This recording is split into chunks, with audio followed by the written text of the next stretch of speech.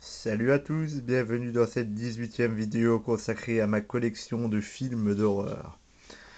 Commençons par une série bien connue, la série des Blade. Les Blade ne sont pas à proprement parler des films d'horreur, c'est plutôt des films action fantastique ou action horreur, mais ils sont quand même à classer dans les films de genre. Bon, Blade. Que pouvons-nous dire de ces films? Pour commencer, je peux dire que j'aime bien ces films. Sans être extraordinaires, ce sont des films très agréable à regarder, avec de l'action, des retournements de situation, des scènes un petit peu gore, des bons films de vampires, avec un héros très très badass, Wesley Snipes. Dans le premier, Wesley Snipes est un être mi-humain, mi-vampire, qui lutte contre les vampires et qui participe à leur extermination. On y découvre un jeune vampire, Deacon Frost, qui est opposé au Conseil des vampires parce il veut voir s'accomplir une prophétie, une vieille légende tirée de la Bible des vampires, qui est le retour du dieu du sang. Le premier épisode de Blade est très bien, très agréable à regarder, un beau film d'action avec des beaux combats et quand même de beaux retournements de situation. Un beau film. Blade 2 est mon préféré car il a été réalisé par Guillermo del Toro. Excellent réalisateur. Blade 2 introduit l'existence d'une race de vampires mutantes qui se nourrit exclusivement du sang des vampires et qui contamine les vampires aussi. Donc cette race de super vampires menace la communauté vampire qui vient trouver Blade pour qu'ils unissent leurs efforts pour exterminer cette race nouvelle et mutante qui menace aussi bien les vampires que les humains.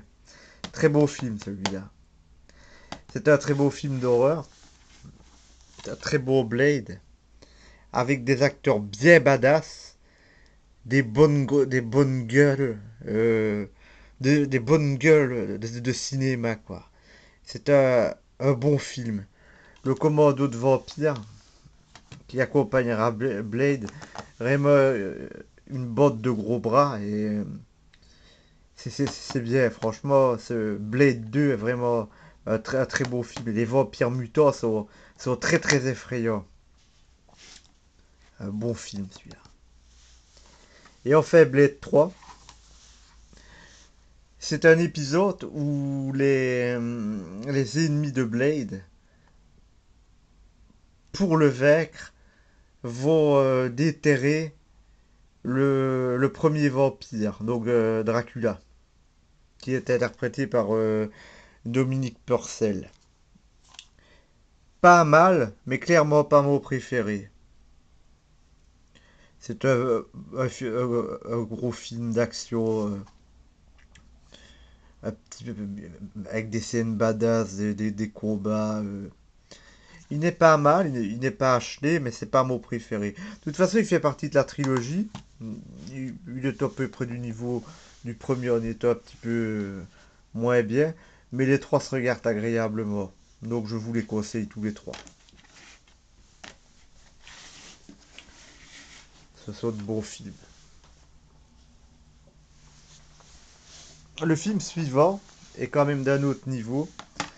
Il s'agit de Seven, de David Fincher. Sept péchés capitaux, cette façon de mourir. Ce film est un trailer, mais c'est un film de tueur en série, de tueur psychopathe, donc je le classe dans les films d'horreur. C'est un très très beau film. Seven est un très très très bon film, avec des scènes choquantes, des meurtres imaginatifs macabres, des scènes de crime totalement époustouflantes, de très beaux acteurs, Brad Pitt, Morgan Freeman, Et ce film, ce film, c'est l'histoire de ces deux flics qui enquêtent sur un tueur en série qui inflige à ses victimes une façon de mourir reliée aux sept péchés capitaux. C'est c'est horrible. C'est horrible. C'est vraiment un très beau film. Film pas récent, mais un bon film. C'est un film qui vient de l'époque où on faisait beaucoup de films sur les tueurs en série, l'époque Silence des agneaux. Et franchement, Seven de David Fincher, je vous le conseille. C'est un très beau film. Le final est un des finales les plus glaçants et les plus horribles que j'ai pu voir. Franchement, celui-là, ne le manquez pas si vous ne l'avez jamais vu.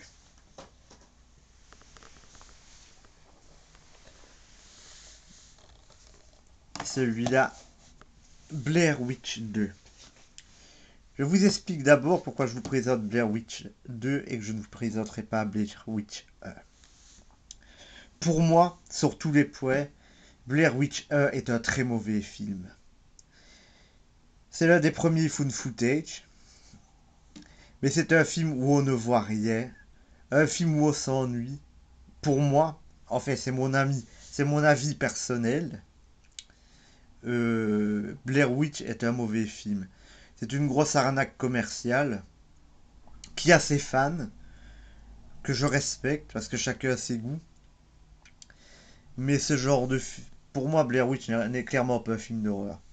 Par contre, Blair Witch 2, que j'ai longtemps hésité à voir, est un vrai film. C'est-à-dire que ce n'est même pas un found footage, c'est un vrai film avec des acteurs qui se basent sur des gens qui enquêtent sur le film Blair Witch en fait. C'est un c'est un très beau film. C'est un très beau film. Il n'est pas extraordinaire, il n'est pas super, mais c'est un bon film d'horreur. Il m'a surpris. Par rapport au premier, c'est un très beau film de toute façon. Si vous considérez que le premier est un beau film, celui-là est un très beau film. Ce film joue sur les codes de la sorcellerie, mais il joue également sur des cordes un peu plus psychologiques. Le principe de réalité, la distorsion de la réalité. C'est un beau film. Blair Witch 2 est pour moi bien supérieur au premier. Ils auraient dû tourner le premier de la façon dont le 2 a été fait. Franchement, si jamais un jour on remakeait le premier Blair Witch, on n'a qu'à le faire de cette façon-là. Et on aura un beau film d'horreur. Surtout que l'histoire de Blair Witch avait du potentiel. Ça aurait été bien filmé, ça aurait pu donner quelque chose de bien. Et là, ce n'est pas le cas.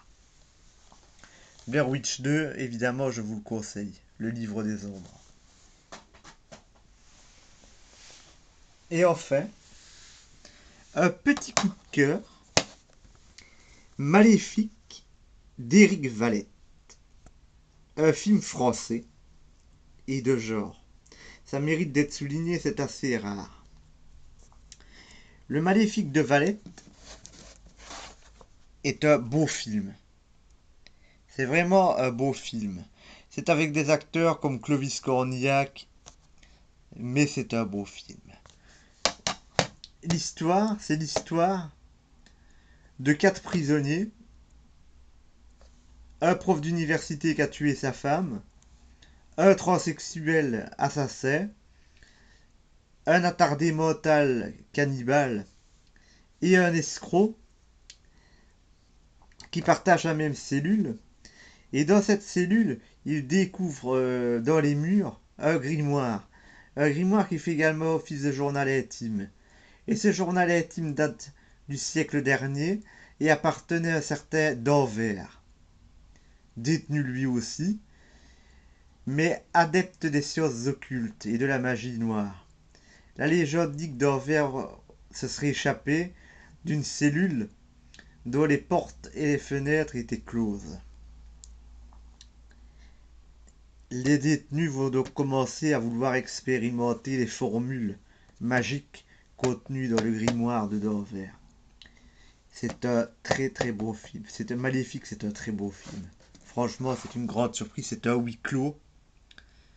C'est un beau film. Les acteurs jouent bien. Ils jouent juste. Ce qui n'est pas toujours le cas dans les films français. Mais celui-là, c'est un beau film.